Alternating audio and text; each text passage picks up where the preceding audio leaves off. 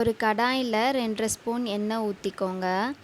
எண்ணெய் சூடானக்கப்புறம் அதில் ஒரு பிரியாணி இலை பிச்சு போட்டுக்கோங்க.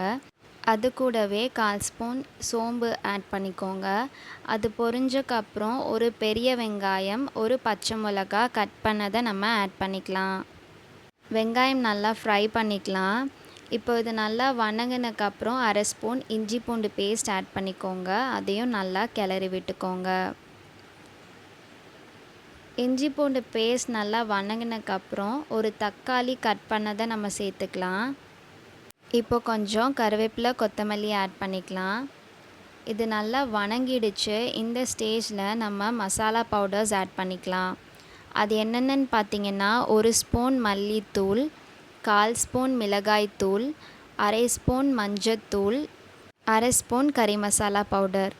இது எல்லாத்தையும் நல்லா கிளறி விட்டுக்கோங்க. இப்போ இந்த மசாலாவுக்கு தேவையான அளவு உப்பு சேர்த்துக்கலாம். இதை நல்லா கிளறி விட்டுக்கோங்க. 1/2 கிலோ மட்டன் கூட 1/2 ஸ்பூன் இஞ்சி பூண்டு பேஸ்ட், 1/2 ஸ்பூன் சீரகத்தூள், 1/4 ஸ்பூன் மஞ்சத்தூள் அண்ட் மட்டனுக்கு தேவையான அளவு உப்பு போட்டு 5 விசில் விட்டு வேக வச்சு எடுத்து வச்சுருக்கேன். இப்போது வேக வச்ச மட்டனை நம்ம இந்த மசாலாவில் ஆட் பண்ணிக்கலாம். இதில் தண்ணி எதுவும் ஊற்ற தேவை கிடையாது. மட்டன் வேக வச்ச தண்ணியே போதும். இதை நல்லா கிளறி விட்டுக்கோங்க. இப்போ பார்த்தீங்கன்னா மசாலா எல்லாம் மட்டனில் நல்லா கோட் ஆகிடுச்சு. இந்த ஸ்டேஜில் நம்மளோட மெயின் இன்க்ரீடியண்ட்டான மிளகுத்தூள் 1/2 ஸ்பூன் ஆட் பண்ணிக்கலாம். லஞ்சுக்கு மட்டன் குழம்பு பண்ணிவிட்டு இதை நீங்கள் சைட் டிஷ்ஷாக வச்சு சாப்பிடலாம்.